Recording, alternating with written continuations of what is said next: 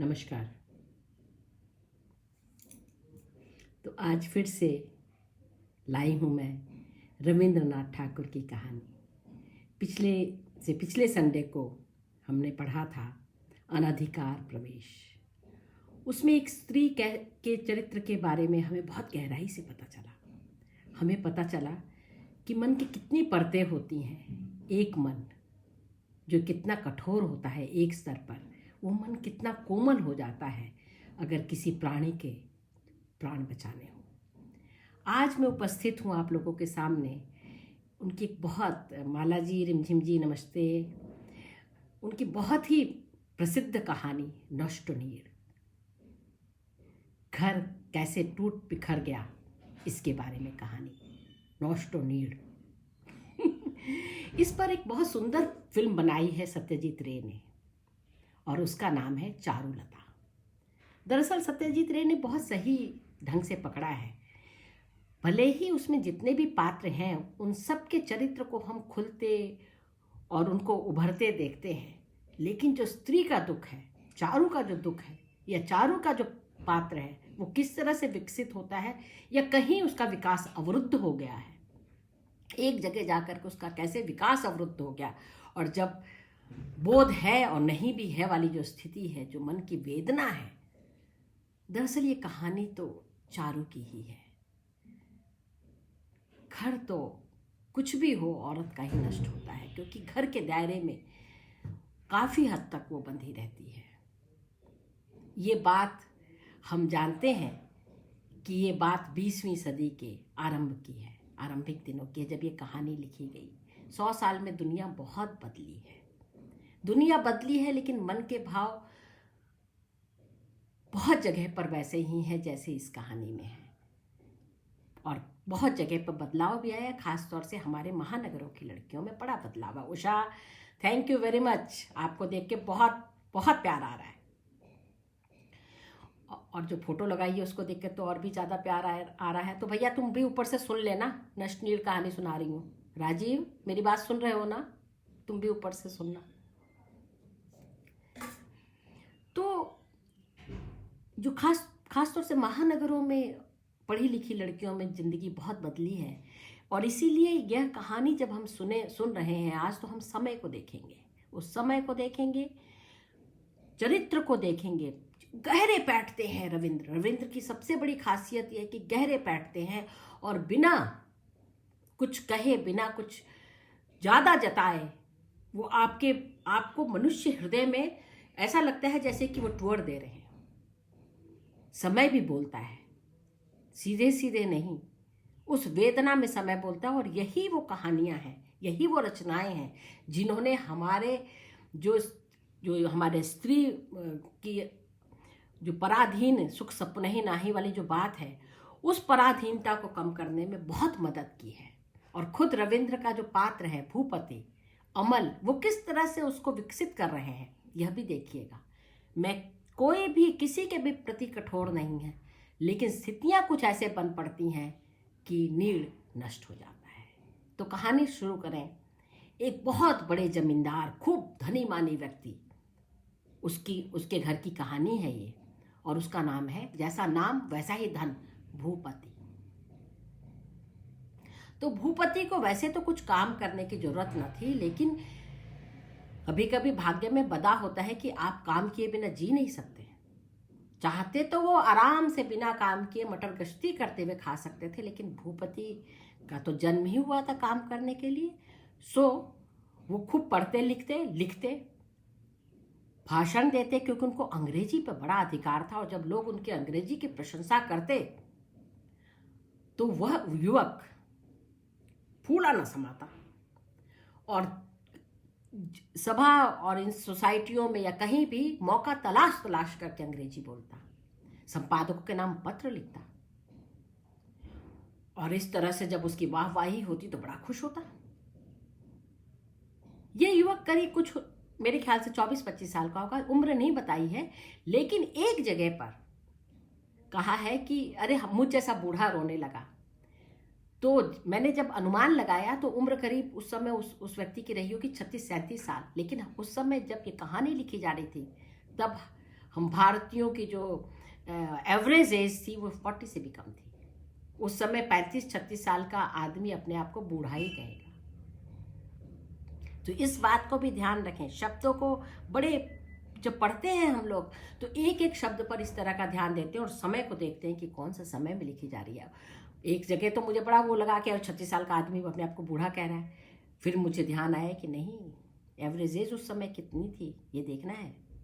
और आज हम कहाँ, कितनी हमारी इस 70 सालों में, 71 सालों में हम कितना आगे बढ़ गए हैं और हमारी एवरेजेस कितनी अधिक हो गई और स्त्रियों की एवरेजेस कितनी अधिक हो गई है। ये प्रशंसनीय बात है। हमारे लोगों ने बहुत काम किया है इस तरफ। तो भूपति को कुछ काम करने की यूं तो जरूरत न थी, लेकिन काम के बिना वो रह नहीं सकते थे।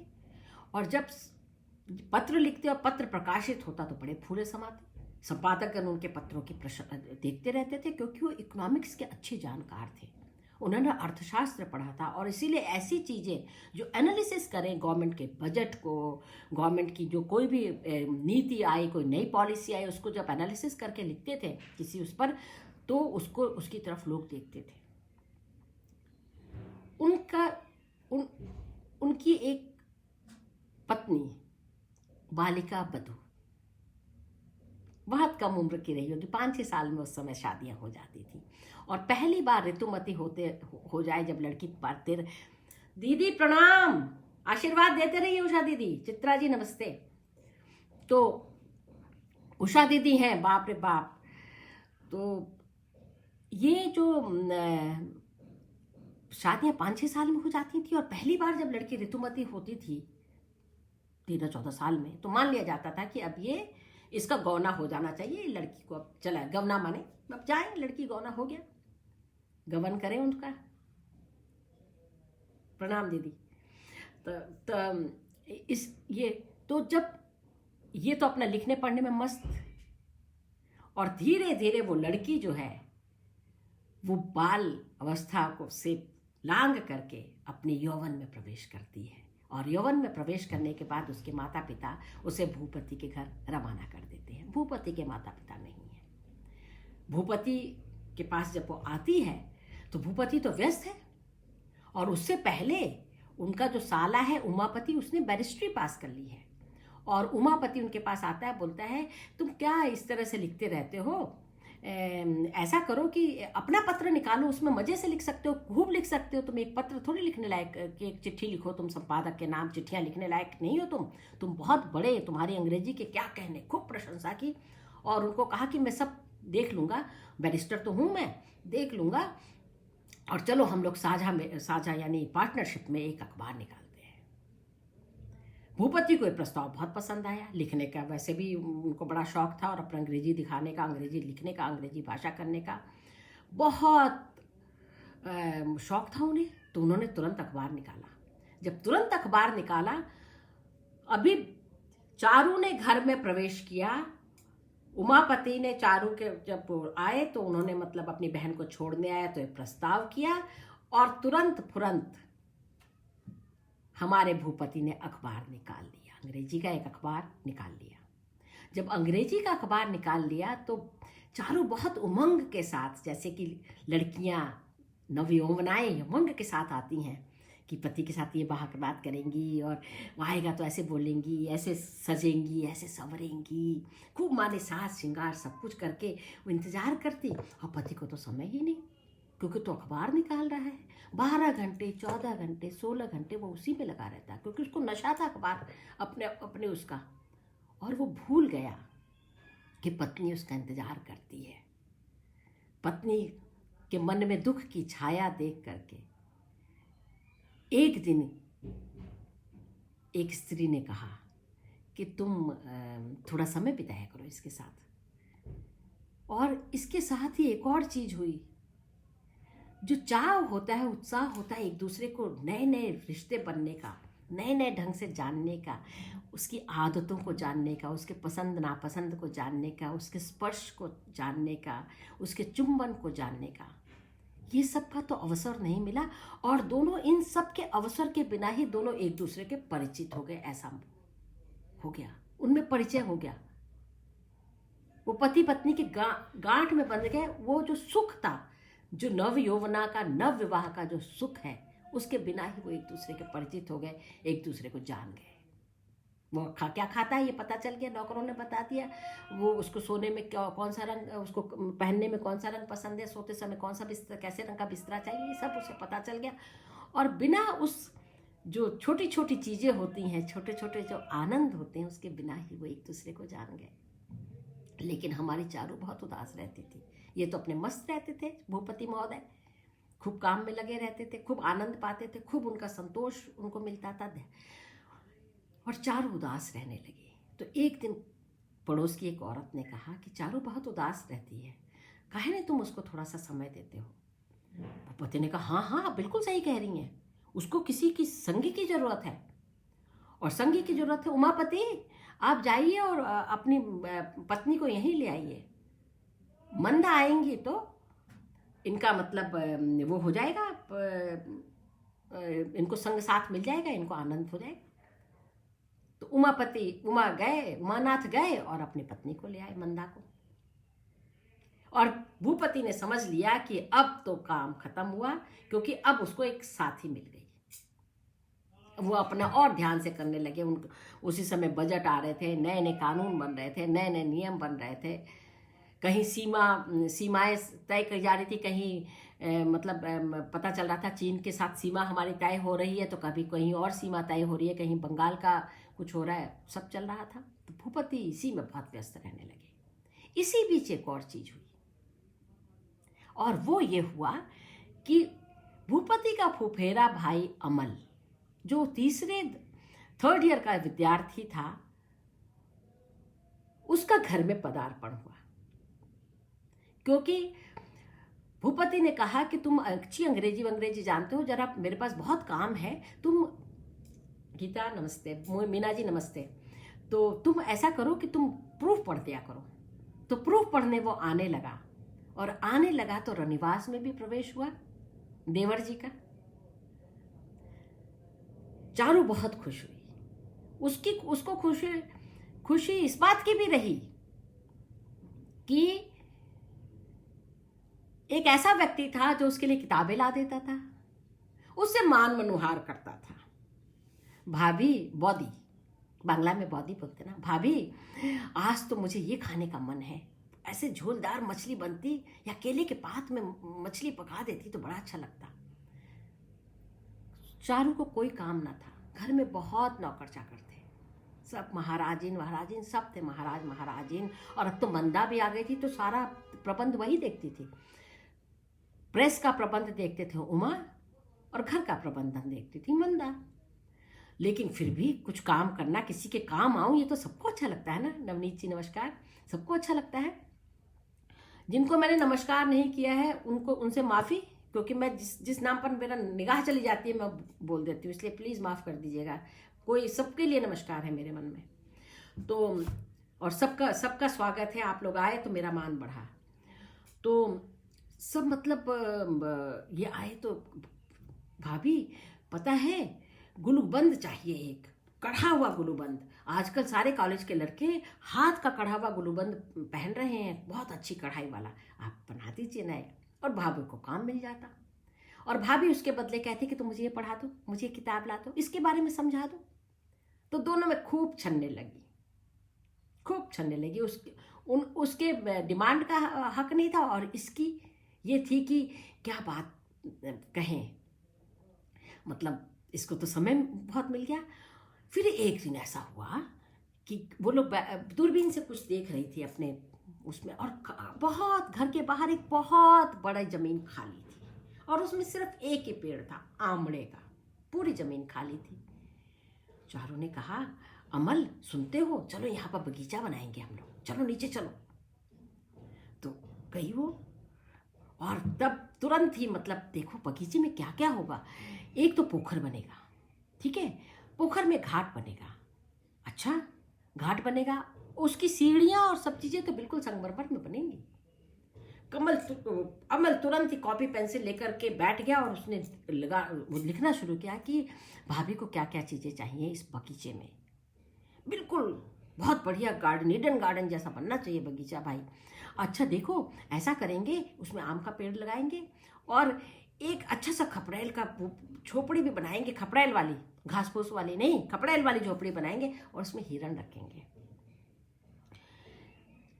देखो भाभी, ये सब तब करूंगा मैं जबकि तुम राजकन्या की तरह खुद सभी एक एक पौधे पर अपने हाथ से जल डालोगी और उनके मतलब उनकी सिंचाई किया करूंगे। गुड़ाई तो मैं कर दूंगा, खुदाई वुदाई तो मैं कर दूंगा, लेकिन सिंचाई तुम अपने हाथों से राजकन्या की तरह करोगी। शर्माई चारू, उसने कहा हाँ मैं करूंगी। और देखो हिरण ना ऐसे नहीं रहेंगे, मैं उनको अपने हाथ से दूध खिलाया करूंगी और डोंगी भी रखेंगे, कभी कभी उस तालाब में हम घुमा भी करेंगे। बहुत अच्छा, बहुत बढ़िया बात। तो अब क्या होगा, ये हुआ कि रोज उस पे वो बनते कि अब यहाँ पर एक पेड़ लगेगा, अब गुलाब जो अंग्रेजी लगाएंगे और चंदन हम मतलब अपने भारत का नहीं लेंगे, वहाँ से कहीं इंडोनेशिया ही कहीं से मंगवाएंगे, तरह तरह के बनने लगे। ये पेड़ यहाँ से आएगा, वो पेड़ यहाँ से आएगा, आम का पेड़ भाई हम सीधे मतलब देखो, हम लोग आम का पेड़ तो भैया बनारस के आसपास से ही लेंगे, लखनऊ और बनारस के बीच से लेंगे, सबसे बढ़िया आम वहीं होते हैं। तो अपना वाला तो बहुत मिलता है ना, वहाँ वाला लगाएंगे।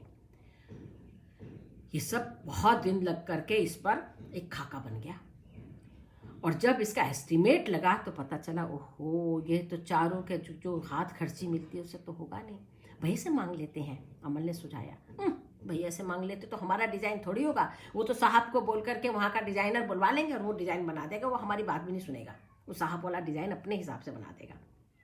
हम तो सोच रहे थे कि भैया को चकित कर देंगे, उनको मतलब वो कर देंगे और कुछ नहीं हुआ। अब क्या करें जी, चलो ऐसा करते हैं कि हम लोग ना तालाब का अभी छोड़ देते हैं, धीरे धीरे करवा लेंगे। नहीं, तालाब के बिना क्या मजा आएगा, चलो फिर ऐसा करते हैं कि हिरण और उसका छोड़ देते हैं। ओहो, बिना हिरण के कैसे खेलेंगे हम। तो इस तरह से वो लगते रहे और सोचते रहे, आकाश कुसुम खिलाते रहे। अचानक चारू को सूझा, देखो ना कितने दिनों से हम इस गार्डन के बारे में बात कर रहे हैं, हम इस बगीचे के बारे में बात कर रहे हैं, तुम अमल इतनी अच्छी भाषा जानते हो, क्यों ना तुम इसके बारे में कुछ लिख दो। तुम अब वो सारा आकाश कुसुम अपने कागज पर उतार लाओ ना, वो सुंदर सा एक बगीचा लिख दो। तो अमल ने कहा कि मैं तो नहीं लिखना जानता। हाँ, फालतू पढ़ते हो क्या, 3rd ईयर के विद्यार्थी हो गए और ऐसे बोलते लिखना नहीं जानते, तो क्या करोगे, लिखो ना, कितनी अच्छी बातें करते हो ना तुम, लिख, मैं जानती हूँ तुम लिख पाओगे, लिख करके तो दिखाओ तुम। अमल का बड़ा मन था लिखने का, उसने कुछ लिखा भी हुआ था, लेकिन वो दिखाना नहीं चाह रहा था। और फिर अमल ने एक दिन अपनी कॉपी में कुछ लिखा और दबा करके धीरे से लाया।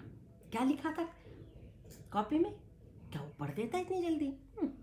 चारू को सताए बिना तो पढ़ने में भी मजा नहीं आता। तो पहले तो चारू को सता लें, कभी इधर भागे, कभी उधर भागे, कभी बिस्तर के गोल गोल घूमे और अंत में चारू ने कांख से वो कॉपी खींच ही ली। देवर जी तुम्हें बहुत गलत काम करते हो, देखो जरा क्या लिखा है, पढ़ूं तो। क्या लिखा था, लेख का विषय था मेरी कॉपी। अमल ने लिखा था, हे मेरी कोरी कॉपी, मेरी कल्पना ने अभी तक तुम्हारा स्पर्श नहीं किया है। सूतिका गृह में भाग्य पुरुष के प्रवेश करने से पूर्व शिशु के ललाट पट के समान तुम निर्मल हो, रहस्यमय हो। जिस दिन तुम्हारे अंतिम पृष्ठ की अंतिम पंक्ति में उपसहार लिख सकूंगा, वह दिन आज कहाँ है। तुम्हारे ये कोरे शिशु पत्र आदि आज उस चिरंतर मसी चिन्हित समाप्ति की बात के स्वप्न में भी कल्पना नहीं करते। इसी तरह की कई बातें लिखी हुई थी। भाषा देखिए, ये भाषा रोमांटिक पीरियड की भाषा है, बहुत सारी इसमें उपमाएं और इस तरह की चीजें हैं। भाषा का सौंदर्य देखिए। और यह अनुवाद किया है राम सिंह तोमर ने, वो ग्वालियर के थे और शांति निकेतन पहुंचे, शांति निकेतन में उन्होंने पढ़ाया भी और ये अनुवाद उन्होंने किया। तो राम सिंह तोमर का अनुवाद है, बहुत कुछ बांग्ला की रक्षा की गई है इसमें, बांग्ला की प्रकृति की। तो बड़ा आनंद आया। और जब वो आकाश कुसुम इस तरह से कागज पर बिखरा, तो वो युवक और यह नव युवती ये दोनों भूल गए उस बगीचे को। अब वो बगीचे में जाते, आमड़े के पेड़ के नीचे बैठते और क्या करते, इस तरह की चीजें लिखते और पढ़ते। वो लिखता और ये सुनती, तरह तरह की बातें करती, उसमें सुधार सुझाती और उसको बड़ा अच्छा लगता कि अमल को लेखक मैंने बना दिया। अमल को लिखने की प्रेरणा मैं ही हूँ जिसने अमल की लेखनी खोल दी। क्या आनंद की बात थी कि एक दिन अचानक कमल अपने जेब में एक मोटा पत्र लेकर के आया और बिना चारों के पास आए इधर उधर चलता रहा। मंदा के पास जाकर के उसने कुछ छोटी मोटी बातें की और उससे पान मांगा। मंदा को अमल बिल्कुल पसंद नहीं था। उसको लगता था कि मैं तो इतना जरूरी काम करती हूँ, घर का प्रबंधन करती हूँ, खाना पकवाती हूँ, सब चीज देखभाल करती हूँ, इनको देखो चिचोरों की तरह हंसते बोलते रहते हैं, इनके पास तो कोई काम नहीं। भैया अमीर है चारू, अब इसके बारे में क्या कहें, हम तो इसके आश्रित हैं, मेरा पति और मैं तो इसके आश्रित हैं, कुछ भी करे महारानी। मंदा ये सोचती और अमल तो उसको बिल्कुल पसंद नहीं था, क्योंकि वो अमल का सारा ध्यान चारू पर, चारू को ढूंढता आता था। आज जब अमल आया तो कैसे बाबू कैसे भूल गए रास्ता, मंदा भाभी पान खिला दो ना। क्यों चारू ने तुम्हें पान नहीं खिलाया, आज तुम खिला दो। मंदा ने कहा अच्छा चलो भाई लो। वैसे मंदा को उसको खिलाना, नौकरों को भी वो कई दफे बोल देती थी कि दूध देने की जरूरत नहीं है, 2 ही मछली डालो। हाँ इतना झोल देने की क्या जरूरत है, विद्यार्थी लड़का है। वैसे अमल यहाँ खाना नहीं खाता था, वो खाता था कहाँ, वो हॉस्टल में और होटल में खाता था। और होटल में जो ये सब चारू के साथ वो समय बिताता था, इसलिए होटल का सारा व्यय, यहाँ तक कि उसके दोस्तों के खिलाने का व्यय भी चारू वो करती थी।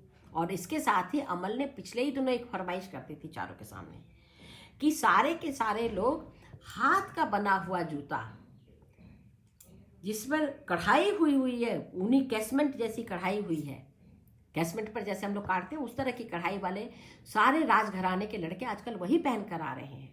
राजघराना माने बड़े बड़े जमींदारों के लड़के, और रनिवास में बनते हैं जूते, बाहर से नहीं खरीदे जाते।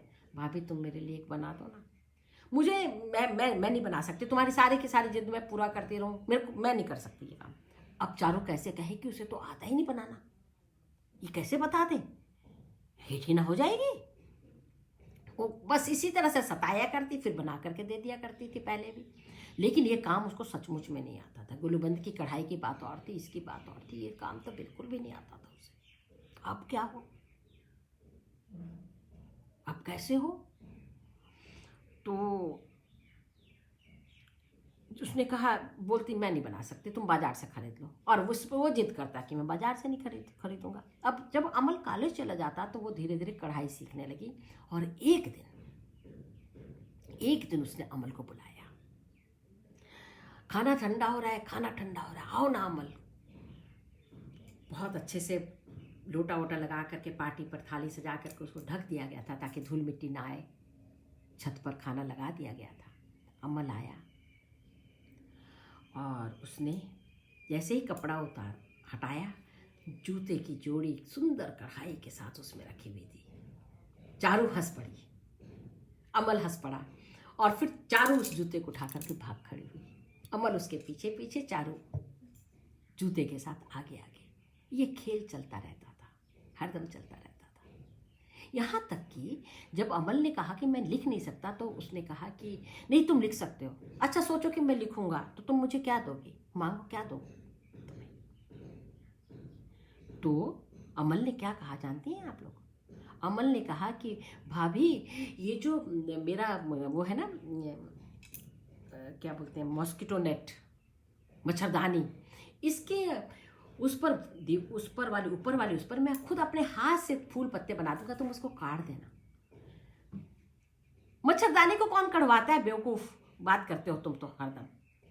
क्यों, लोगों में सौंदर्य बोध ही नहीं है, लोगों को सौंदर्य देखना ही नहीं आता, ऐसे खाली यूं जीवन बिता के चले जाते हैं। अमल ने बड़े उसके साथ कहा,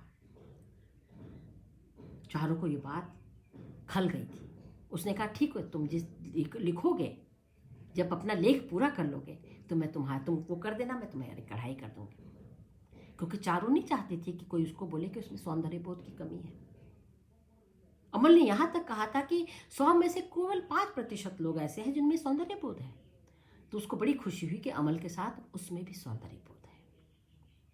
तो ये दोस्तियां इसी तरह से चलती थी। आज जब अमल मंदा के पास पान मांग रहा है तो मंदा बहुत चकित है। वैसे तो हरदम ये लोग भगा दिया करते हैं उसको, किसी ना किसी बहाने भगा दिया करते। यहाँ तक कि कभी कोई लेख लिख करके लाता अमल, और वो खेलते होते ताश मंदा और चारू, तो किसी तरह से चारू हार करके उसको भगा देती थी। और तब चाव से बैठ करके उसका लेख सुनती, उस पर अपनी बात रखती, क्योंकि उसको लगता था पढ़ने लिखने का काम उसका है, ये मंदा क्या कर सकती है उसके लिए, ये इसके अंदर ये बुद्धि नहीं है, और अमल तो मेरा है, उसको मैंने लेखक बनाया।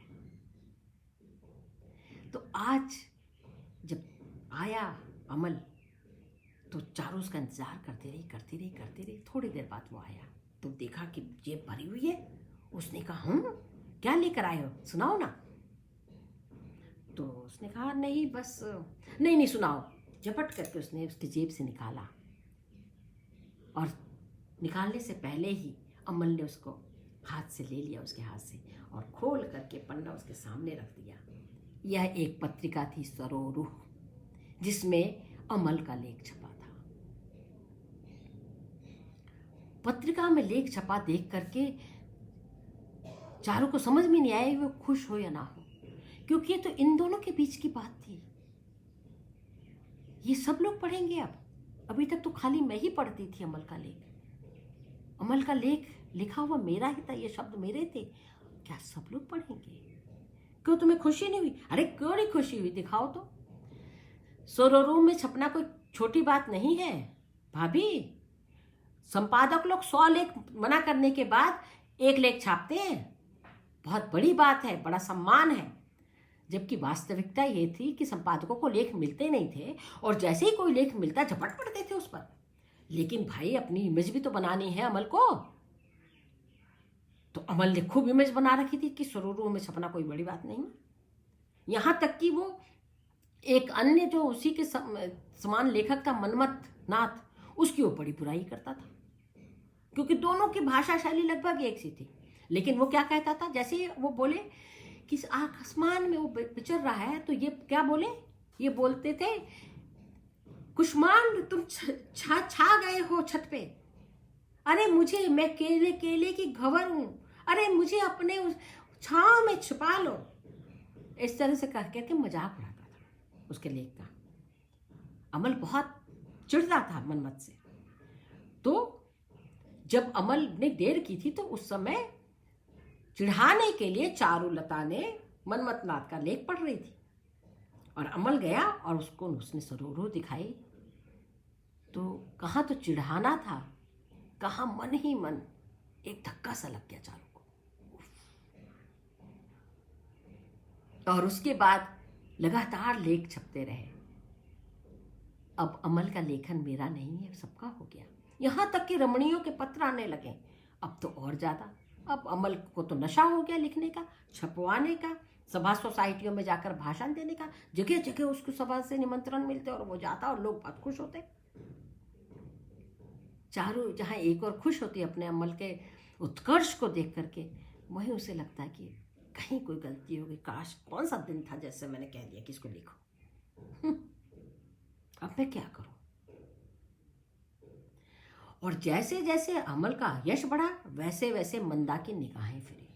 अरे ये तो बड़ा वैसा लड़का है, इसका तो बड़ा यश है, बड़ा नाम है। और अब जिस पान को ये दोनों चुराते थे मंदा के भांडार से, वो पान खुद ही लग करके अमल के पास पहुंचने लगे। जिस चाय को पीने के लिए अमल तरस तरस जाता था, वो ट्रे में सजकर अमल के पास पहुंचने लगी। वो जो आनंद था इन दोनों का चुराने का, बार बार मनुहार करने का मंदा भाभी का, वो सब खत्म हुआ। मंदा बीच में आ गई। अब मंदा बीच बीच में आकर के अमल का लेख सुनने लगी। कहाँ तो उसे जमाइयाँ आने लगती थी, कहाँ वो बहुत काम है मुझे भाई कह करके चली जाती थी, तुम लोग अपनी ये बचपना करते रहो, मेरे पास बहुत काम है। और कहाँ मंदा अब बार बार आकर के बीच में कहानी सुनने लगी, प्लेग सुनने लगी, समझ आए ना आए वो बिल्कुल वहीं पर बैठी रहती, उनके बीच में आती रहती, क्योंकि उसे लगता था कि इससे बेहतर काम कोई हो ही नहीं सकता। अमल बड़ा बाबू हो गया है, बड़ा हो गया है। एक दिन अचानक भूपति घर आए। उन्होंने कहा कि अरे जानती हो अपना ये बड़ा अच्छा लेखक हो गया है, बड़ी बातें हो रही हैं इसके बारे में, पहुंच गई आप तक भी इसकी सूचना। आप तो सोचते थे कि अमल कुछ काम का ही नहीं है। अरे नहीं नहीं, बहुत बड़ा लेखक हो गया है, इतनी प्रशंसा करे भूपति। और तब चारू के मन में इतना उत्साह हुआ कि इस अमल को मैंने गढ़ा है। यह जो अमल है जिसके बारे में भूपति भी उसकी प्रशंसा कर रहे हैं, ये अमल, मैं कहती न थी कि हीरा है, जरा सा पोंछ देंगे तो चमक जाएगा। देखिए आपको भी समझ में आ गई ये बात। हाँ हाँ, बड़ी भाषा में, मैं तो समझता नहीं हूँ लेकिन भाषा में सुना है कि बहुत। तो उसने कहा कि चलिए मैं आपको पढ़ के सुनाती हूँ। लेकिन मैं आपको पढ़ करके सुनाती हूँ, 2 वाक्य सुनते ही इनको तो मतलब समझ में ही ना आई ये बात। और क्या थी वो बात, ये बहुत महत्वपूर्ण है जो कि मैं आप लोगों को बताना चाहती हूँ। ये उन्होंने कह तो दिया था कि अमल बहुत वो है, लेकिन उनका मन लगा हुआ था क्योंकि 2 सप्ताह में बजट आने वाला था और उसकी विवेचना लिख रहे थे, अपने अखबार में उसके बारे में लेख छपवा रहे थे। सारा ध्यान उन आंकड़ों पर उन पर लगा हुआ था कि कैसे ये जो बजट है इसकी कितनी भर्त्सना की जाए और कहाँ कहाँ इसमें कमियां, इस कमियों को खोज निकाला जाए। ये बजट हमारे देश के लिए अच्छा नहीं है, अंग्रेजों के लिए अच्छा होगा। सारा ध्यान यहीं पर। और यहाँ हमारी चारू अमल के लेख की प्रशंसा कर रही थी और लेख इस प्रकार शुरू हुआ था। आज आषाढ़ का चांद रात भर मेघों में इस तरह छिपकर क्यों घूम रहा है, मानो स्वर्ग लोक से वह कुछ चोरी कर लाया हो, मानो उसे अपना कलंक छिपाने की जगह ना हो। फाल्गुन के महीने में जब आकाश के किसी भी कोने में मुट्ठी भर भी मेघ नहीं थे, तब तो जगत की आंखों के सामने वह निर्लज्ज के समान उन्मुक्त आकाश में अपने को प्रकाशित किए हुए था। और आज उसकी तरल हंसी शिशु के स्वप्न के समान। भूपति को कुछ भी समझ में नहीं आ रहा था। भूपति के दिमाग में तो घूम रहा था कि भाई यहाँ पर जो चीज़ की गई है बजट ठीक नहीं है। भूपति ने सिर खुजलाकर कहा, अच्छा लिखा है किंतु मुझे क्या, यह सब कवित्व क्या मैं समझ पाता हूँ। चारू ने लज्जित होकर भूपति के हाथ से पत्रिका छीनकर कहा, तब तुम क्या समझते हो? भूपति ने कहा, मैं ठहरा संसारी, मैं तो मनुष्य को समझता हूँ। चारू ने कहा, मनुष्य की बात क्या साहित्य में नहीं लिखी जाती? भूपति कहते, गलत लिखते हैं। इसके अतिरिक्त मनुष्य के शरीर वर्तमान रहते बनावटी बातों के बीच उसे खोजते फिरने की क्या जरूरत है? यह कहकर चारुलता की ठोड़ी पकड़कर कहा, यही लो जैसे मैं तुमको समझता हूं, किंतु उसके लिए क्या मेघनाथ बध, कवि कंकण चंडी आदि आद्योपांत पढ़ने की जरूरत है? भूपति को इस बात का अहंकार था कि वो इकोनॉमिक्स जानते हैं, साइंस जानते हैं, राजनीति जानते हैं, और साहित्य को वो इस तरह की ओछी सी जरा हीन लोगों जिनके पास कम दिमाग है उनके लिए मानते थे। और इसीलिए वो साहित्य पर ध्यान ही नहीं देते थे, शब्द रचना पर ध्यान ही नहीं देते थे, गद्य गद्य लिखा करते थे वो तो खाली। और उन्होंने ये कह दिया कि मैं तुम्हें समझता हूं। अपने इस कमजोरी को जानते थे कि वो एक गड़बड़ काम कर रहे हैं कि साहित्य उनको समझ में नहीं आता। इस कमजोरी को खत्म करने के लिए वो तमाम साहित्यकारों को पैसा देते थे, तमाम पत्रिकाएं खरीदते थे, अनुदान करते थे और ये कहते थे कि कृपया मुझे आप लोग धन्यवाद ना करें, ये मेरा कर्तव्य है। तो नाम के बिना ही वो बहुत सारे काम करते थे। और उन्होंने दावा कर लिया कि वो चारू को समझते हैं। उसी समय वहां अमल आ गया और अमल से उन्होंने हंसते हुए कहा, देखो ना अमल, मैं कुछ समझता नहीं, लेकिन तुम्हारी भाभी तुम्हारा ये जो लेख है उसे मुझे पढ़ कर के सुना रही है। मैं तो कुछ समझता नहीं, तुम जानते हो। अमल को तो बहुत बुरा लगा, उसको लगा कि उसका अपमान हो गया। जो भाई समझता नहीं और उसको सुना रही है, ये जिद पकड़ करके ये क्या कर रही है, गड़बड़। तो अमल ने कहा कि अब फिर चारू ने कहा, मैं किसको सुनाऊं? अमल बताओ तो, मैं इनको नहीं सुनाऊंगी तो किसको सुनाऊं? कहो। भूपति ने कहा कि अमल की शादी कर दो, एक और सखी मिल जाएगी, उसको सुनाया करना तुम पढ़ पढ़ करके ये। अमल शादी कहाँ करेंगे? ऐसा कह करके चारू ने बात को टाल दिया। अब जब अमल वहां से चला गया और भूपति के रुख देखा तो चारू को बहुत दुख हुआ। अमल भुनभुनाता चला गया वहां से।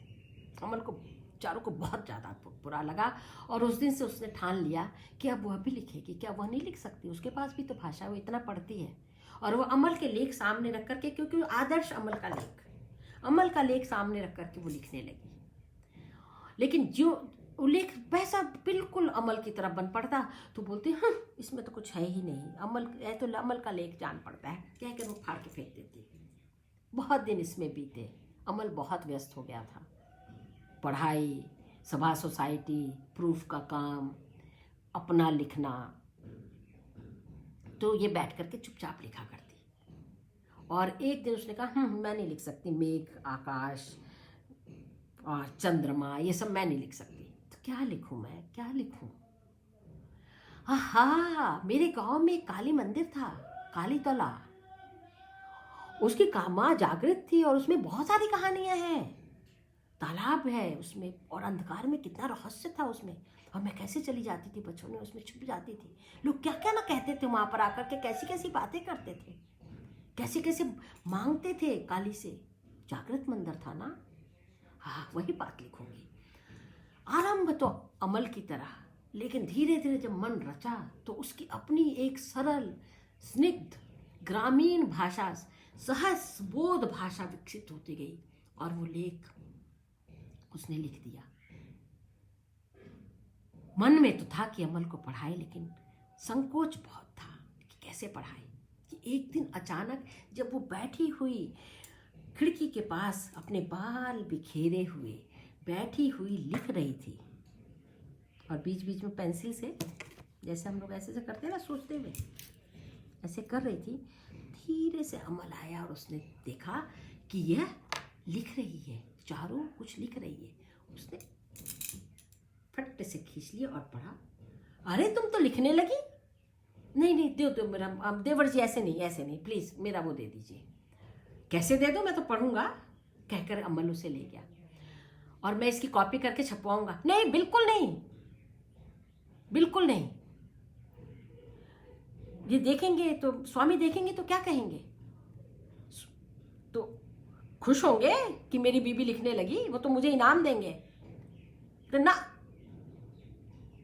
बोलते तुम जानते नहीं हो। एक दिन मैंने कहा कि चारू लिख सकती है, तो उन्होंने कहा नहीं, तुम लिखते हो, चारू में वो गुण नहीं है। उसमें कल्पना है लेकिन गुण नहीं है, लिखने का गुण नहीं है उसमें। और मैंने कहा था कि अगर वो लिखना शुरू करेगी तो आप मुझे क्या देंगे? तब उन्होंने कुछ कहा नहीं था। आज जाकर मांगूंगा कि भाभी ने लिखना शुरू कर दिया है। नहीं, बिल्कुल नहीं बताओगे तुम। तो फिर कहाँ छपेंगे ये? ऐसा करते हैं हम लोग, एक पत्रिका निकालते हैं, मासिक पत्रिका निकालेंगे, जो तुम लिखोगे उसमें करेंगे, मैं भी लिखूंगी उसमें छापेंगे। मासिक पत्रिका होगी, सिर्फ 2 कॉपियां छपेंगी, एक तुम्हारा और एक मेरा। और उस तो ठीक है, ऐसी पत्रिका निकाल ली तो उसका नाम रखते हैं चारू पाठ। अमल ने कहा खुश होकर के। नहीं, चारू पाठ नहीं, उसका नाम हम अमला रखेंगे। ठीक है, अमला रख दो, लेकिन पत्रिका 2 ही निकलेगी, एक तुम्हारी कॉपी, एक मेरी कॉपी, और किसी को पढ़ाया नहीं जाएगा। ऐसा ही होगा ना? चलो लिखो तुम। पत्रिका निकली कि बहुत दिन बीतने पर भूपति अचानक ही अपने ऑफिस से घर में आए और उनके हाथ में 2 पत्रिकाएं। देखो तो चारों में क्या लाया हूं। क्या लाए हैं? देखो तो। पहले आप खाना खा लीजिए, फिर मैं। चारू ने खाना निकाला और पंखा झलने बैठी। यहाँ भूपति को लगे कि ये जल्दी से देखे कि वो क्या लेकर आया है। और चारू, भाई अमल का कोई लेख होगा, वही लेकर आए होंगे, ऐसा सोच करके उनके हाथ में पत्रिका देख करके खाना वाना खिलाने लगी। खाना जल्दी जल्दी खत्म करके को उसके कमर से उसको पास में बिठाया, कमर पकड़ करके, देखो तुम्हारा लेख छपा है, सुरूरू, और साथ में एक और पत्रिका, वहाँ एक कॉपी और पत्रिका की कॉपी, और उसमें एक किसी का लेख छपा था जिसमें कि सुरूरू में चारू का लेख, और उस पत्रिका में उस लेख की विवेचना कि लोग अलग अलग भाषाएं लिखते हैं, चाहे मनमत लिखें, चाहे अमल लिखें, अमल चंद्र लिखें, भाषा तो यह है, इसी में भविष्य है। इसकी सहज देखिए, इसमें चित्रोपमता देखिए, कितने चित्रमयी भाषा है, कितना सहज संस्कार है भाषा का। सीधे मिट्टी से निकल करके ये भाषा आई है। हमारी भाषा अगर आगे बढ़ेगी तो इसी से बढ़ेगी। वो बहुत सारे उपमाएं रूपक लिख करके जो आए बाएं लिखा करते हैं मनमत, और वो उससे नहीं बढ़ेगी। चारू समझ नहीं पा रही कि वो क्या करे। उसको बहुत दुख हुआ कि एक तो गोपनीयता नहीं रखी, पहले ही अमल सबका हो गया है, और दूसरा यह कि देखो तो सही कि ये पत्रिका, मतलब पत्रिका में छपवा लिया है उसको और इसका विवेचना भी हो गया है। जरूर अमल ने खुद ही कह करके छपाया होगा। और वो ऐसे चुपचाप बैठी हुई, सामने रखे हुए, चुपचाप ध्यान मग्न बैठी हुई, थोड़ा दुख, थोड़ा संकोच, थोड़ा गुस्सा कि अमल ने आखिर मुझसे कहे बिना ऐसा कैसे कर दिया, बैठी है। तब तक अमल उन दोनों पत्रिकाओं को अपनी जेब में रखे हुए वहाँ आया। उसने देखा, इसको बिल्कुल भान नहीं हुआ कि अमल आया है। वो उसमें संकोच में और गम में और गुस्से में भरी हुई बैठी रही। सामने दोनों वो खुले हुए, अमल आया और उसने देखा कि दोनों, ओहो, तो इनको लगने लगा है कि गुड़ रह गया और चेला शक्कर हो गया। इनके लेख की प्रशंसा है तो ऐसा है कि इनको मेरा आना भी पता नहीं चला। क्या बात, इसे कहते हैं अधजल गगरी छलकत जाए। कैसे मग्न बैठी हैं। वो चला गया और पहुंचा मंदा भाभी के पास। मंदा भाभी, एक नया लेख लिखा है, सुनोगी? तुम सुनाओगे तो सुनूंगी, लेकिन देखो वो नाराज ना हो जाए, वो बात बात में नाराज हो जाती हैं। नहीं, नाराज क्या होंगी, मेरे को किसी की परवाह है क्या? बैठो सुनो। और बड़े उसके साथ गला खखार करके, और उसमें पहले आरंभ में बहुत बड़ी भूमिका बनी हुई थी जिसमें अनेक रूपक, अनेक अलंकार उसमें, और क्या वृत्यानुप्रास की छटा थी। पहले तो सोचा कि उसको छोड़ दो, इनको समझ में तो आएगी नहीं, लेकिन नहीं, इसको पढ़े बिना क्या आनंद, यही इसी में तो सौंदर्य है सारा भाषा का।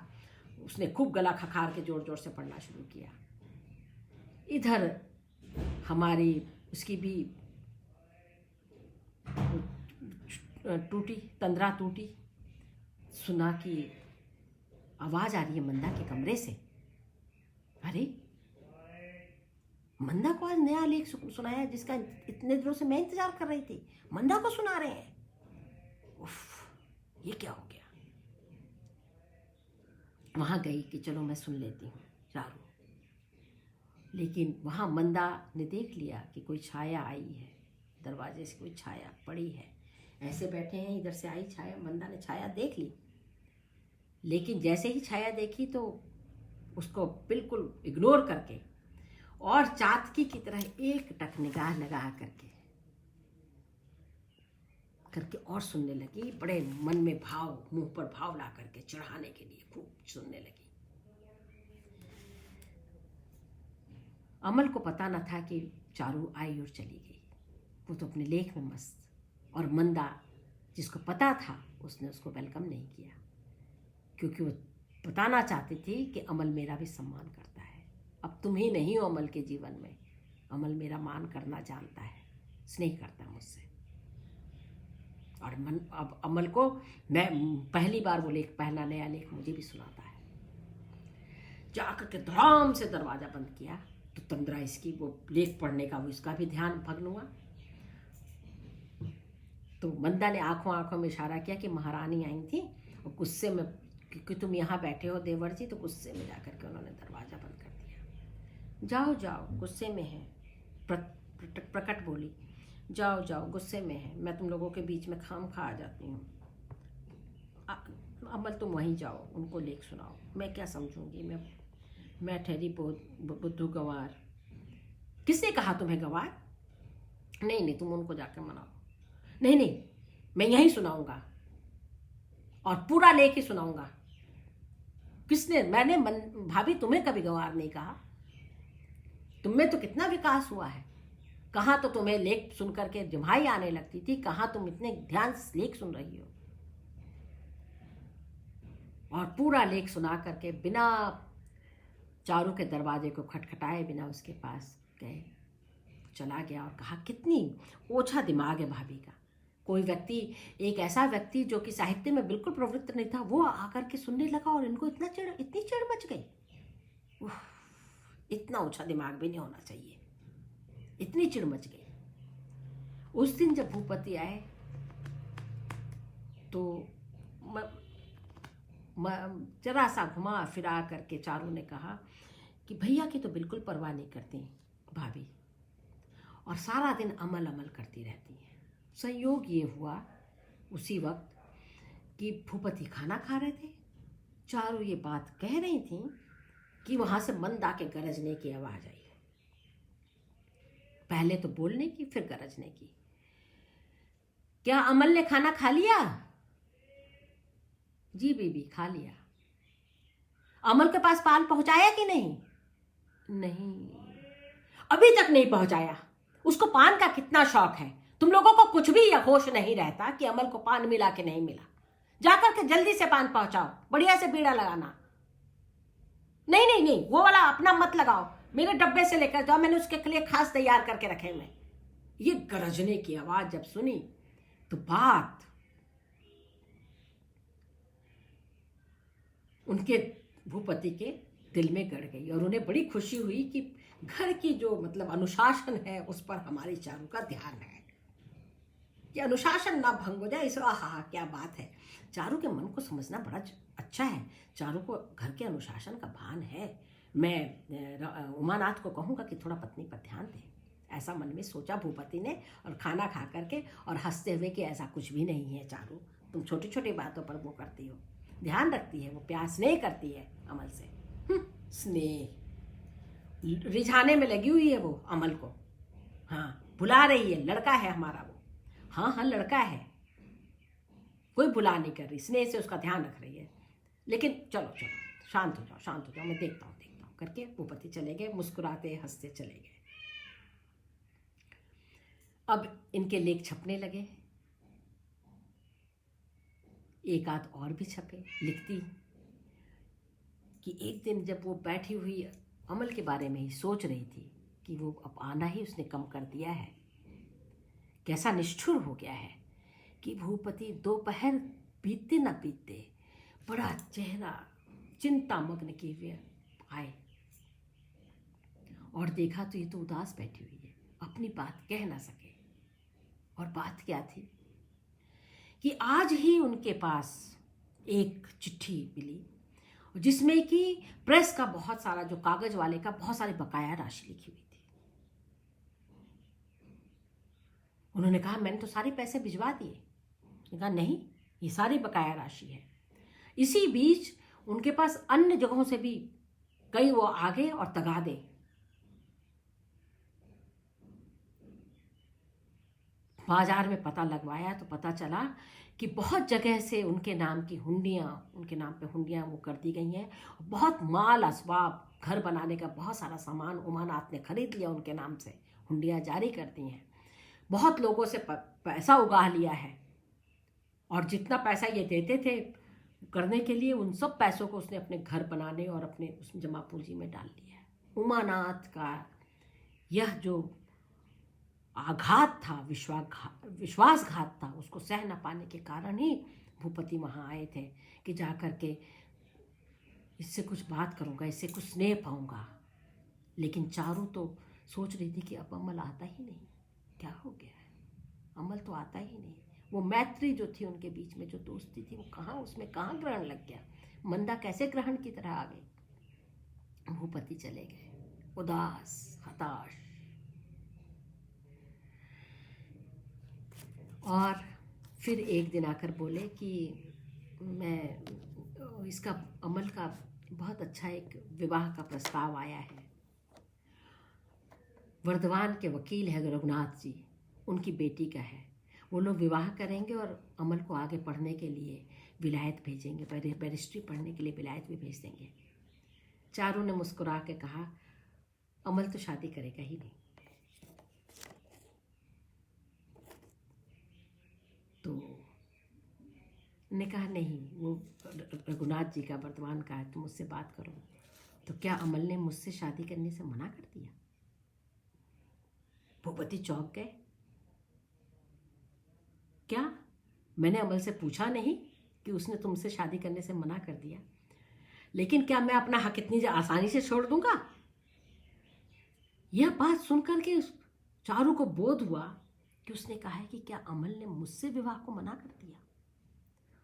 उसने कहा कि मैं तो मजाक कर रही थी। क्या तुम्हारे दूसरी शादी का प्रस्ताव नहीं आया? हमारी कोई संतान नहीं है, ऐसा मन में रहा होगा चारू के। कहा नहीं उसने। क्या तुम मेरी दूसरी शादी नहीं, मैं अमल की शादी की बात कर रहा हूं। रघुनाथ वकील के घर से, वर्धमान के रघुनाथ वकील के घर से प्रस्ताव आया है। फिर चारू ने वही बात कही जो पहले कही थी, अमल विवाह ही नहीं करेगा। तुम पूछो तो सही। और जब अमल शाम को आया और अमल से पूछा गया, तो वह अमल जिसने दिन भर में ये पता लगा लिया था कि भाई पर बहुत ज़्यादा कर्जा हो गया है, भाई बहुत बेचैन है, परेशान है, और भाभी उन पर बिल्कुल भी ध्यान नहीं दे रही, उस अमल ने, और भाभी के मन में मंदा को लेकर भी वृथा का वो है, उसमें उसने कह दिया कि हाँ शादी करूँगा, जल्दी ही कर लूँगा, आप बात करिए। चिढ़ करके चारू ने कहा बात कर लीजिए, नहीं तो ये शाम को ही सिर पर मोर वोर लगा करके दूल्हा बनकर चले जाएंगे। इतने इनको वो हो गई है। पहले तो कहा करते थे शादी नहीं करेंगे, शादी नहीं करेंगे। अब देखिए मन मन भावे मोड़िया मूड हिलावे। क्यों मूड हिलाते थे तुम? तब तो ऐसी बात करते थे। अब तो आज ही ले जाइए इन्हें, इनको दूल्हा बना करके। बहुत मुस्कुराए, हंसे भूपति इस बात को सुनकर, और उनको ये नोक-झोंक बड़ी अच्छी लगती थी इन लोगों की। उनको लगता था क्या लड़कपन का खेल है इनका, कितने अच्छे दोस्त हैं ये लोग। और उनके हंसना, खेलना, भागना, दौड़ना, कल्पनाएं करना, लिखना, पढ़ना, सब उन्हें बहुत भाता था। उनको जरा भी बोध नहीं हुआ कि क्या अमल ने मुझसे शादी को मना कर दिया है। ये इस बात का भी बोध नहीं हुआ कि चारू ने क्या कहा, क्योंकि वो इसे भी लड़कपन का खेल मान रहे थे। और फिर यहाँ वे जूझ रहे हैं अपने कर्जा चुकाने को। कहीं जमीन बिक रही है, कहीं कुछ बिक रही है। और चारू, हमारी 17-18 साल की चारू के मन में अमल के सिवा कोई नहीं है। उसको बोध ही नहीं है कि भूपति कितने परेशान है, कितने वो है। उसको सदा ये लगता है कि अमल मुझसे रूठ गया, उसको मनाना होगा। देखो शादी के लिए कितनी जल्दी मान गया, और शादी के बाद तुरंत बाद विलायत भी चला जाएगा, उसको मनाना होगा। भूपति ने एक जगह कर्जा दे रखा था 1000 रुपये का मतिनाथ के पास। एक दिन गए कि उससे कर्जा ले आओ, तो गए। मतिनाथ ने पूछा कैसे आना हुआ? बहुत परेशानी में आया हूँ, आपको मैंने एक बार 1000 रुपया कर्जा दिया था, अगर आप दे देते तो मुझे थोड़ा सा हो जाता काम मेरा। तो मैंने कर्जा लिया आपसे? हाँ, बहुत दिन हुए, कई वर्ष बीत गए, भूल कर रहे हैं आप। मैंने तो आपसे कभी कोई पैसा नहीं लिया। मनुष्य इस तरह से बदल जाएगा, ये सोचा भी ना था भूपति ने। मनुष्य के कितने रूप हैं। मैं तो सोचता था मैं मनुष्य को पहचानता हूँ, मनुष्य को जानता हूँ, मनुष्य इस तरह से बदल जाएगा। इनको याद नहीं है तो ये नहीं कह रहे कि इन्हें याद नहीं है कि मैं इन्हें याद दिलाऊं, ये साफ साफ मना कर रहे हैं। सोचते हुए आए बड़े विषन्न मन से, बहुत विषन्न मन से, और कहा कि सब कुछ छोड़ दूंगा, आप सिर्फ घर गृहस्थी पर ध्यान दूंगा। आए और जब चारू से बात करने लगते तो उन्हें समझ ही नहीं आता कि क्या बात करें। उन्हें बात ही नहीं सूझती, कुछ न बात कहने का ढंग आता। अभी तक तो सिर्फ उन्हें इतना पता होता था कि इस आंकड़े में ये गड़बड़ है, इस आंकड़े में वो गड़बड़ है, राजनीति में ये गड़बड़ है, ये गलत किया जा रहा है, इससे हमारे देश में सांप्रदायिकता फैलेगी, इससे हमारे देश में लोगों में मन मुटाव फैलेगा, जाति प्रथा कितनी गड़बड़ चीज है, ब्रह्म समाज क्या कर रहा है, इसी पर उनका ध्यान लगा रहता था। डिरोजियो का ये ठीक नहीं है, मीट को इस तरह से किसी के घर में नहीं, गोश्त को इस तरह से किसी के घर में नहीं भेजना चाहिए, इन्हीं सब पे ध्यान रखना। पत्नी से कैसे बात करते हैं, घर गृहस्थी में क्या बात करते हैं, कैसे छोटी छोटी बातों में कैसे आनंद उत्पन्न करते हैं, उन्हें पता ही ना था। वे गए साहित्य के शरण में, बायरन, शेक्सपियर, कीट्स, यीट्स सब निकाल करके पढ़ने लगे, भाषा का संस्कार सीखने लगे, प्रेम कहानियां पढ़ने लगे। शेक्सपियर से मैं पढ़ते तो आंखों से आंसू गिरते, लगता कि मैं ऐसी भाषा बोलूं, बड़ी कोशिश कि ऐसी भाषा बोलूं और चारू का मन जीतूं। अमल लिखता है, ऐसा जान करके उन्होंने भी लिखना शुरू किया। और एक दिन जाकर के चारू की गोद में एक पत्र लिखा, मेरे एक दोस्त ने लिखा है, जरा पढ़ो तो। चारू का बिल्कुल मन नहीं था, फिर भी पति ने कहा है तो उलट पलट करके देखा। तुम कह रहे हो कि दोस्त का पहला लेख है, ये पहला तो नहीं प्रतीत हो रहा, बड़ी अच्छी भाषा है। भूपति बहुत खुश हुए और उत्साह से और कापी पर कापी भरने लग गए, लेकिन वे चारू का मन नहीं खोल पा रहे थे। उनके पास वो कुंजी ही नहीं थी, वो चाबी ही नहीं थी जिससे चारू का मन खुल जाए। और इसी बीच एक दिन जाकर के भूपति वर्धमान जाकर के उन्होंने विवाह किया इसका और लौट आए। आकर के बड़े उत्सुक कि बताएं कि शादी कैसी रही, लड़की कैसी है, क्या रही। और चारू बिल्कुल चुप, ना पूछे ना कि कैसी शादी हुई, क्या हुआ, कुछ नहीं पूछे। और भूपति को लगा कैसी अजीब सी औरत है, जब तक था तो ऐसे खेलती बोलती थी जैसे इसका बड़ा मन उससे लगा हुआ है, आज देखो कितनी निष्ठुर है, इसको जरा भी परवाह नहीं, एक बार भी नहीं पूछा कि कैसी, मतलब विवाह कैसा हुआ, कैसा लग रहा था दूल्हा, कैसी लग रही थी दुल्हन, क्या खाया, कौन सा पकवान बना, कुछ भी इसको होश नहीं है। बड़े उथले दिमाग की औरत है। मुझे नहीं आभास था कि इसके पीठ फिरते ही ये मतलब अमल को इस तरह से भूल जाएगी। उफ, ऐसा ना मैंने सोचा ना था। बड़े विषण्ण हो गए, बहुत दुखी हो गए। रात को अचानक लगा कि कहीं से कुछ रुलाई की आवाज आ रही है। जाकर के देखा तो बरामदे में लेटी हुई सुबक सुबक करके रो रही है। उनके मन खुश हो गया, भोले आदमी मन खुश हो गया कि जिसको मैं सोचता था कि इसको अमल की बिल्कुल परवाह नहीं है, वो देखो कैसे छिपके रो रही है। बड़ी गहरी औरत है भाई, बड़ी गहरी औरत है। चारू के मन के प्रति उनके मन का सम्मान और अधिक बढ़ गया कि सामने नहीं उसने पूछा, लेकिन कितने गहरे में वो है इसका, बड़ा बहुत स्नेह, बड़ा निर्मल, बहुत बढ़िया स्नेह। खुश होकर के धीरे से बैठ करके उसके पेट पर हाथ फेरने लगे। चारू, अमल अच्छा है, लड़की बहुत सुंदर है, सुलझी हुई है, उसका ध्यान रखेगी, तुम चिंता ना करो, अमल बहुत खुश रहेगा उसके साथ, जल्दी ही विलायत जाएगा, विलायत जाने से पहले तुम्हें मिलने आएगा वो, चिंता ना करो, आएगा वो। और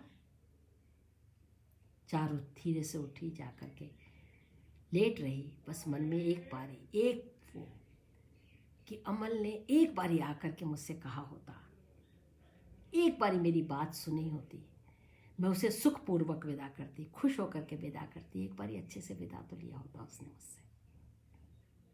कैसे रूठ गया, इतना रूठ गया। ये सब मंदा की करतूत है, मन में लगा। यह सब मंदा ने इसको सिखाया है, नहीं तो मेरा भोला अमल।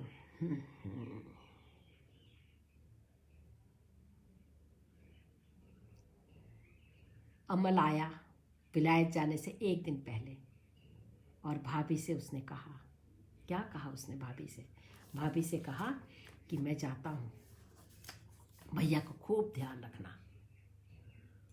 और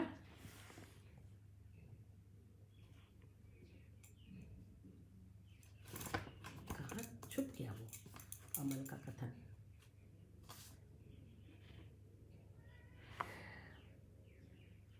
आया और कहा, भाभी बहुत ध्यान रखना, उनको देखने वाला कोई नहीं है, तुम ही एक सांत्वना भूमि हो उसकी, तुम उनका ध्यान रखना।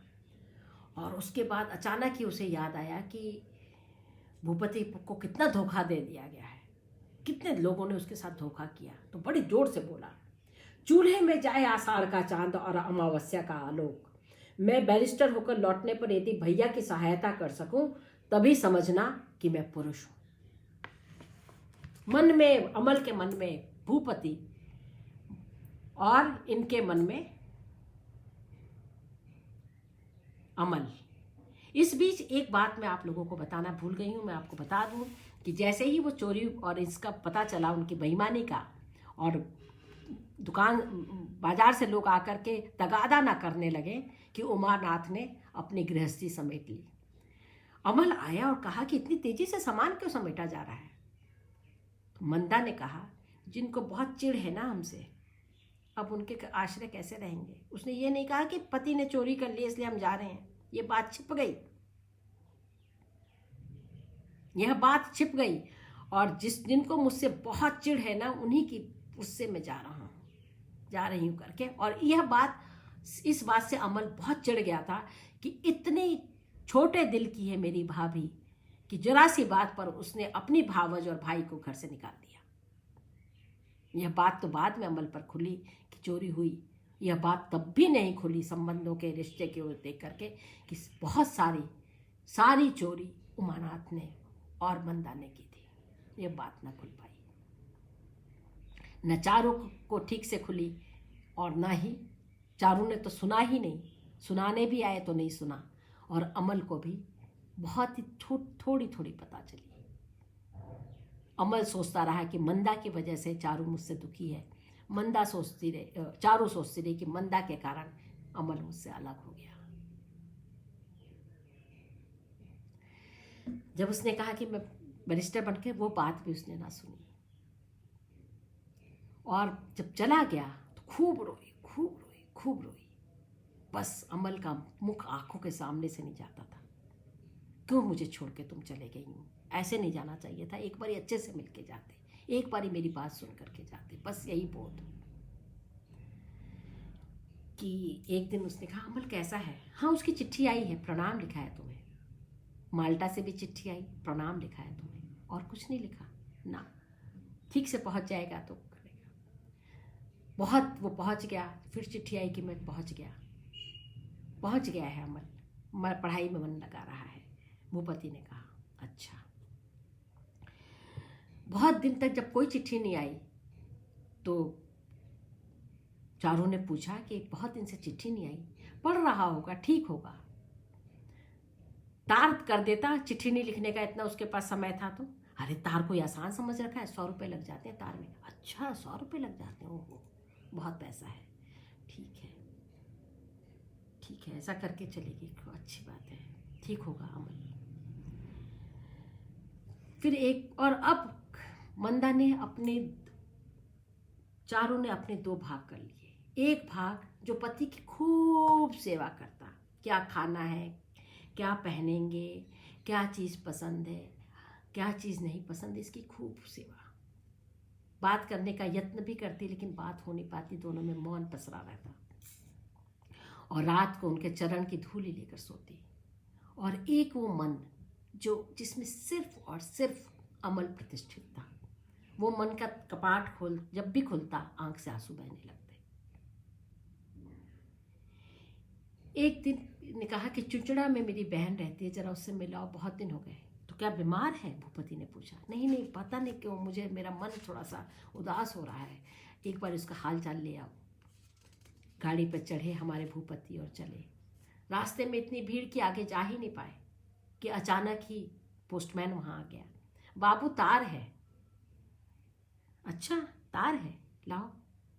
देखा तो पता चला कि वो था जिसको, जैसे हम लोग तार भेजेंगे कैसे हो, और उसके पैसे दे करके वहाँ से आ जाएगा कि मैं ठीक हूँ या जो भी बात होगी, वो वैसा वाला पेड तार था, टेलीग्राम था। वो पेड टेलीग्राम में जब खोला तो पता चला मैं ठीक हूँ, अमल ने लिखा था।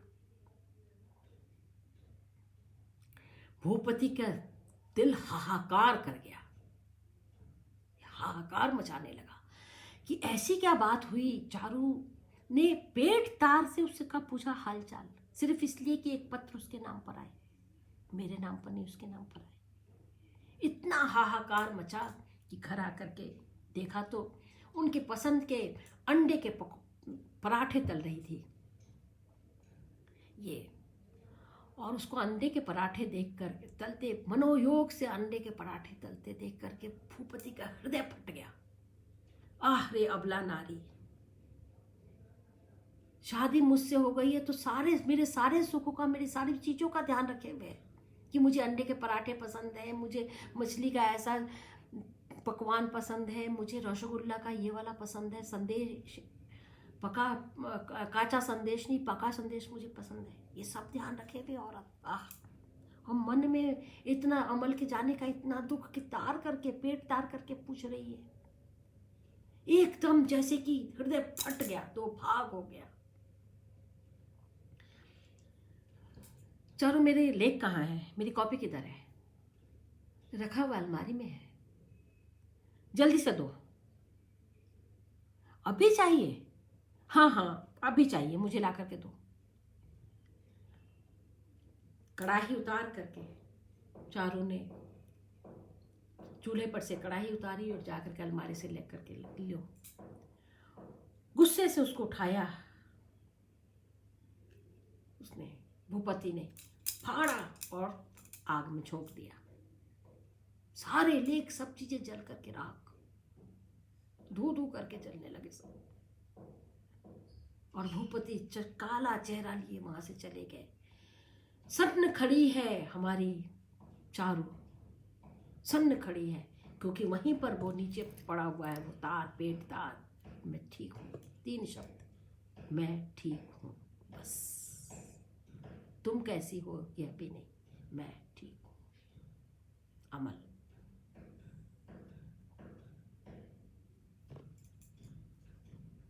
कुछ दिनों बाद पता चला कि सारे मित्र मंडली इकट्ठी है और सब बोल रहे हैं कि क्या तुम अखबार के बिना नहीं रह सकते? तुम फिर से संपादकीय करोगे? इस बार घर द्वार भी बेचने का इरादा है क्या? जमीन जायदाद तो बहुत बिकी गई है तुम्हारी। नहीं, अपना अखबार नहीं निकाल रहा हूं। तो बेंगलोर से एक अखबार निकल रहा है, उसी का संपादक बना करके मुझे बुलाया। तो बेंगलोर चले जाओगे सारी गृहस्थी लेकर के? नहीं, मैं अकेला जा रहा हूं। तो चारू यहाँ अकेले रहेगी? दोस्तों ने पूछा। नहीं, मामा मामी को बुलवा लिया है, वो इसके संग रहेंगे। भूपति जा रहे हैं, निकलने को तैयार है। ठीक चारू, मैं चलता हूं। और भूपति सोच रहे हैं कि जिस घर में, जिस मंदिर में तुमने उसको बिठा के रखा हुआ अमल को, अब तुम उसका वो करो, उसकी पूजा करो। मैं जा रहा हूँ तुम्हारी जिंदगी से निकल करके। कि अचानक ही उसका हाथ पकड़ लेती है चारू। स्वामी, मुझे भी साथ ले चलो। भूपति को लगा कि अमल के बिना ये पूरा घर, ये सब जल रहा है, धू धू करके जल रहा है, जिससे कि यह मृगी, यह हिरणी अब भाग जाना चाहती है, उससे बच करके भागना चाहती है, उस विरह से बच करके मेरे पास भागना चाहती हूँ। तो क्या मैं किसी के हृदय में जो मरा हुआ एक प्रेम पड़ा है, क्या उस शव को मैं सारी जिंदगी अपने कंधे लाद करके चलूंगा? ये औरत जो किसी और को प्रेम करती है, क्या मैं इसको लाद करके चलूंगा? वह भूपति जो अभी तक ये सोच रहे थे कि हाँ, औरत का जीवन कि प्रेम किसी के लिए करे, लेकिन पति की इतनी सेवा कर रही है। जिस औरत के जीवन में पति भी उतना ही महत्वपूर्ण है जितना उसका प्रेमी या मित्र, प्रेमी भी नहीं, मित्र। प्रेम है, लेकिन उस प्रेम में कहीं कब एक पल के लिए भी देह नहीं आया। बस संग साथ की वो जो बातचीत, खेलकूद, क्रीड़ा, दोस्ती, जो भी बात कह दे, जिसमें जो मान ले, ये जो सुंदर प्रेम है, जो सुंदर मैत्री भाव है, जो प्रेम से भी बढ़ करके है, प्रेम में जिसमें शरीर नहीं बल्कि मन ही मन का वो है, उसको वो आदमी नहीं, उसको वो एक मृत शव का बोझ लग रहा है। और वो औरत कितने तन्मय भाव से, बिना किसी उसके उस बात नहीं कर पाती, लेकिन सारी जो पति ने जैसे उसको 12 साल 14 साल संपादक रहते हुए जैसे सिखाया है कि जैसे उसकी सेवा करनी चाहिए, वैसी जो सेवा कर रही है। जिस पति ने उससे 14 साल कोई बातचीत भी नहीं की, उसको बात करने का ढंग भी नहीं आया, उसको प्रेम करने का ढंग भी नहीं आया, लेकिन वह जो उसके साथ इतने स्नेहपूर्ण रह रही है, जिसमें कि भूपति भी है, अमल भी है और चारू भी है। भूपति के लिए वो भार बड़ा दुस्सह है। अचानक उसके चेहरे की, चारू के चेहरे की उदासी, गहरी उदासी कि भूपति ने मना कर दिया कि नहीं, रहने दो। उसके बाद जो उदासी आई चारू के चेहरे पर, उसको देख करके भूपति का अचानक ही जैसे कि कौंधा, ओह ये मैंने क्या कह दिया। चारू चलो, सामान समेटो। हाथ जो पकड़ा था वो हाथ छूट गया था नहीं कहते ही, और जब भूपति ने हाथ बढ़ा करके आगे हाथ पकड़ना चाहा चारू का कि चलो चारू सामान समेटो, धीरे से चारू ने अपना हाथ किया, नहीं रहने दो, तुम जाओ।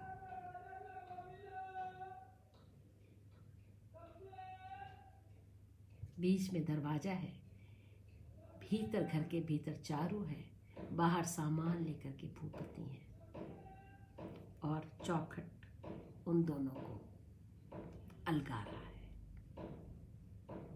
जाने ये दिल मिलेंगे, कैसे मिलेंगे, कब मिलेंगे, ये कहानी तो हम लोग रचेंगे। आगे की कहानी हमारी, और यहाँ तक की कहानी रविन्द्रनाथ ठाकुर की, मेरी जुबानी। नमस्कार।